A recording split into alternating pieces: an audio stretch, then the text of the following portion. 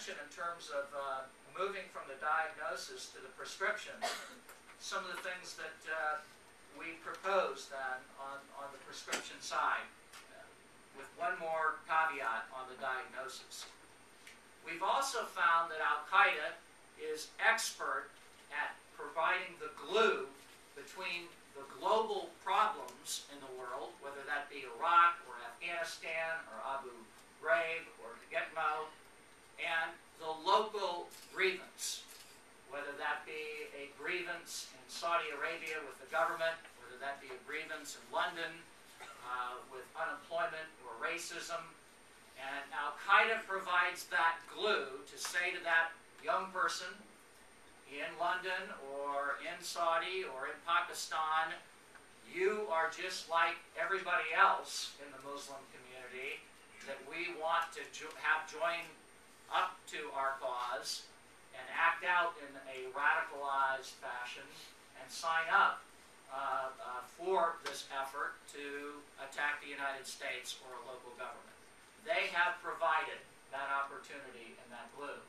So what kinds of strategies does the United States put forward to counter this and take on Al-Qaeda's effective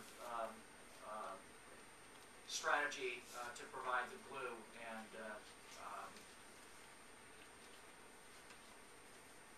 go at this so effectively as they have in Great Britain and France?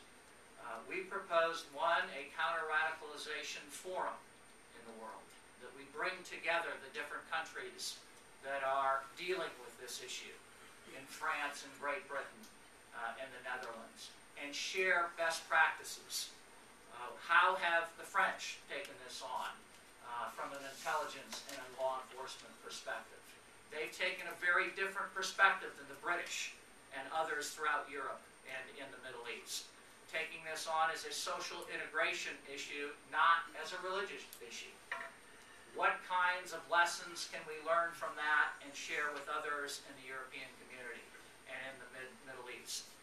The British have taken a very different perspective and utilized law enforcement, intelligence, immigration, social services, education, imams, and talked about ways that you can have an Islamic British religion, and that might be different than what they're trying to preach in places in the Middle East. That has been a very, very different approach, practiced through their prevent strategy, which has been effective. The British tell us that they got off to a very slow start diagnosing their problem in the late 1900s and early 2000s. Now they have an effective strategy called Prevent that seeks to combine a combination of different approaches on the economic side, on the integration side, on the social services side, with the Quilliam Foundation. They are off to a slow start, but I think they have a very effective strategy now that the new government, the fairly new government, is going to update and integrate. The United States continues to work in new ways with the prescriptions that we've recommended in this report that we'll get into more today, and that you can read about online, that will look to make sure that we prevent the problem from occurring in the United States. The perfect timing for the Obama administration and the new government, the Congress that is looking for answers to this issue, when people like Dennis Blair go up to testify on Capitol Hill and talk about how this problem is in Western Europe and other parts of the world, I think the Hill is very receptive to new ideas on this approach.